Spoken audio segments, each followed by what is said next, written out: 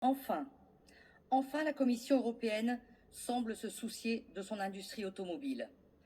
Que de temps perdu qui aurait pu éviter la fermeture des usines PSA à Aulnoy-sous-Bois, Renault à Flins-sur-Seine et tant d'autres en Europe.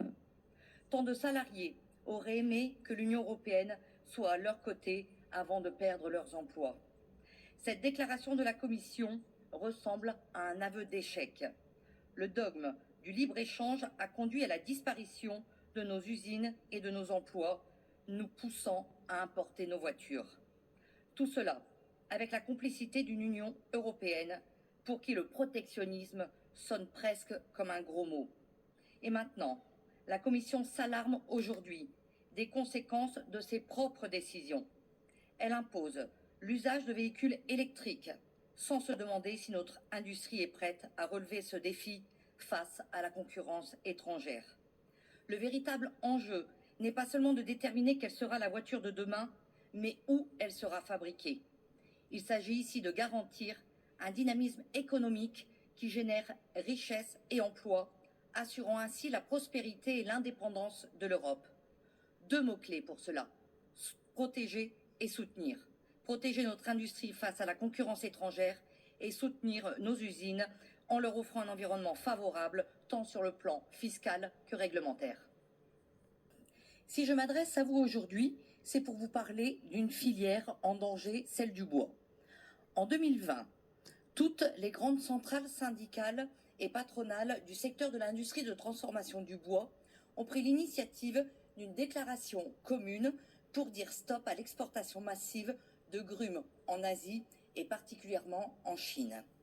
L'exportation du bois non transformé prend des proportions inquiétantes et pas uniquement en chêne comme dans la forêt de Mormal qui m'est chère. Tous les essences sont concernés ou le seront à court terme. Les menuisiers, artisans, constructeurs, fabricants de parquets sont très nombreux à s'alarmer car ils sont inquiets pour leur avenir. Si les scieries sont privées d'approvisionnement, c'est toute la filière qui va être impactée à court terme. Dans un contexte de pénurie de matériaux, il est donc suicidaire de laisser perdurer la situation sans réagir. Le bois est devenu une ressource stratégique qui fait partie intégrante de notre souveraineté et une clé de la neutralité carbone. Il est grand temps que l'Union européenne s'empare de ce dossier. Des milliers d'emplois sont en jeu en France et en Europe. Je vous remercie. Qu'obtient-on quand une organisation néolibérale sans colonne vertébrale, telle que la Commission européenne, cherche à se mêler des politiques sociales de ses États membres? Étonnamment, nous n'obtenons pas de propositions programmées pour protéger les gens, mais plutôt une politique antisociale. D'un côté, affublée de sa novlangue orwellienne, elle parlera de vieillesse active pour éviter d'assumer sa volonté de nous faire travailler toujours plus longtemps. De l'autre, sous couvert de pénurie de travailleurs, elle promeut toujours plus d'immigration, cherchant à ouvrir les vannes au profit d'une main-d'œuvre étrangère et corvéable à merci. Ce projet politique est intolérable et pénalise toujours les mêmes. Il se construit contre les nations et est profondément anti-européen. Nous nous devons de nous y opposer pour préserver nos peuples et nos retraités. La politique désastreuse de l'Union européenne menace désormais notre industrie sidérurgique. Reims et Denain en France, Gilles en Belgique. Voici les 3 prochaines victimes de ce saccage.